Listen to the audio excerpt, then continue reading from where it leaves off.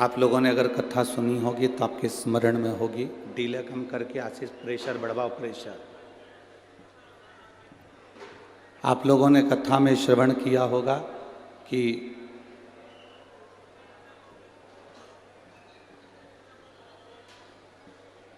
अपनी जिंदगी में फायदे के लोग कम ढूंढना। ददरुआ धाम में जो कथा चल रही थी भिंड में, उसमें कहा था अपनी जिंदगी में फायदे के लोग कम ढूंढो। शिव पुराण कहती है अपनी जिंदगी में कायदे के लोग ज्यादा ढूंढो, जो तुम्हारे जीवन को सार्थक कर सके।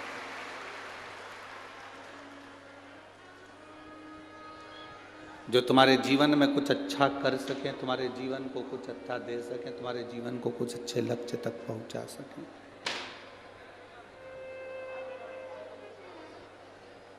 आप सब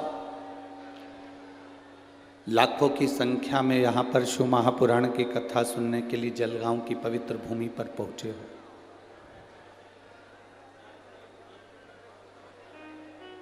और जलगांव की इस पवित्र भूमि पर यदि आप कथा श्रवण करने के लिए पहुंचे हो, कथा सुनने के लिए पहुंचे हो, तो बड़े जटाधारी महादेव से प्रार्थना करना, भगवान शिव से विनती करना, भगवान शंकर से प्रार्थना करना कि जिस कथा को आप श्रवण करने के लिए पहुंचे हो, देवादिदेव महादेव आपकी झोली खुशियों से भरकर यहाँ से भेजे और आप भगवान की भक्ति पाकर जाएं।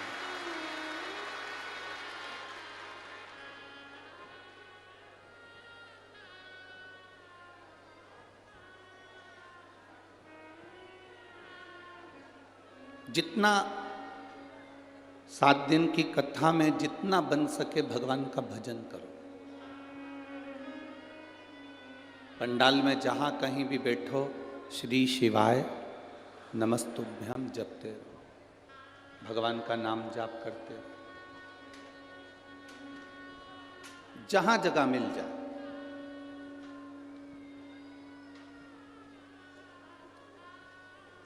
हम जानते हैं धूप भी लग रही होगी बाहर, पंडाल में बैठने की तो कोई जगह यहाँ पूरे ग्राउंड में दिख नहीं रही है, पर आप लोग जहाँ बैठे हो वहाँ बैठकर भगवान की कथा को सुन रहे हो।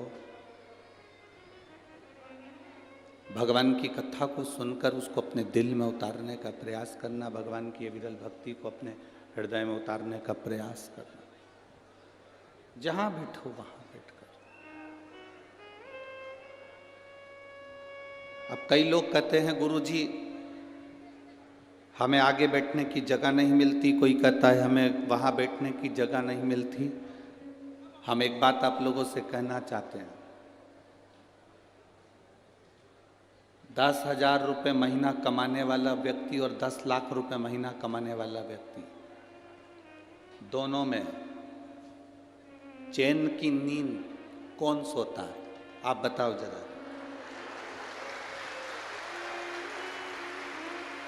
जम के बोलो जरा, जम के। 10,000 रुपए कमाने के बाद भी वो फुल एंजॉय की जिंदगी जीता है, फुल एंजॉय। क्या किसको रोइए, चादर तान के सोइए। और 10 लाख रुपए महीना कमाने वाला बीपी और शुगर की गोली खाकर, नींद की गोली खाकर फिर सोता है कि नींद आ जाए।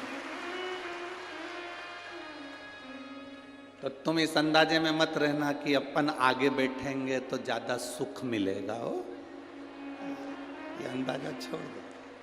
तुम जहां बैठे हो ना, उसके बराबर कहीं सुख नहीं है। जहां बैठे हो कम से कम इतनी जगह तो तुम्हारे पास में होगी कि तुम पाँव लंबा कर लो 2-4 बार,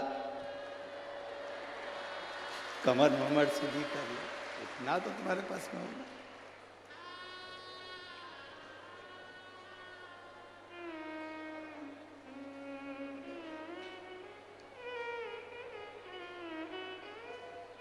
बड़े बनकर कोई सुख नहीं है जितना छोटे बनकर सुख है।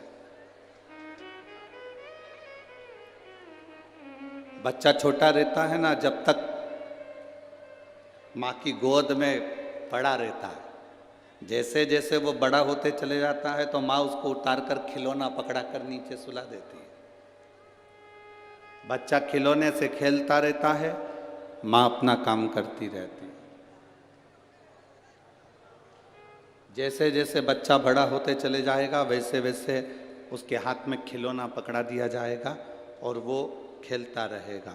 जैसे जैसे आप बहुत उन्नति की सीढ़ी पर चढ़ते चले जाओगे, बहुत तरक्की करते चले जाओगे, गाड़ी बंगला परिवार पत्नी बच्चे कुटुंब सोना चांदी हीरा पन्ना फैक्ट्री दुकान ये खिलौने मेरा भोलेनाथ पकड़ाते जाता है और अपनी गोदी से नीचे उतारता जाता है। जितने छोटे बने रहोगे उतने परमात्मा के करीब बने रहोगे, भगवान के नज़दीक बने रहोगे, भगवान के पास बने रहोगे। जितने छोटे हो उतने परमात्मा के करीब हो।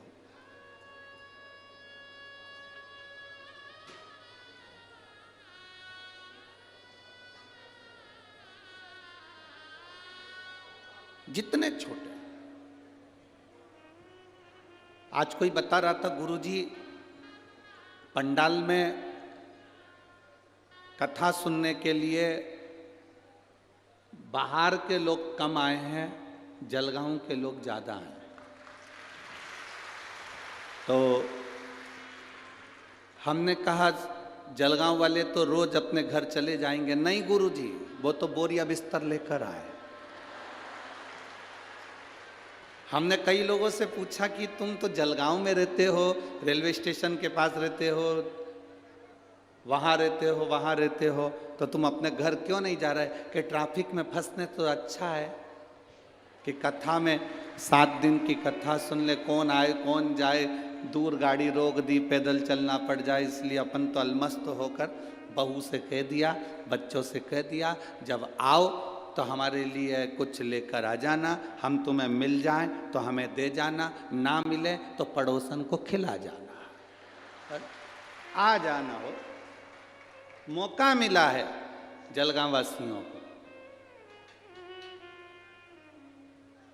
एक बार चौधरी परिवार के लिए जोरदार ताली बजाओ जिन्होंने ये मौका आपको दिया।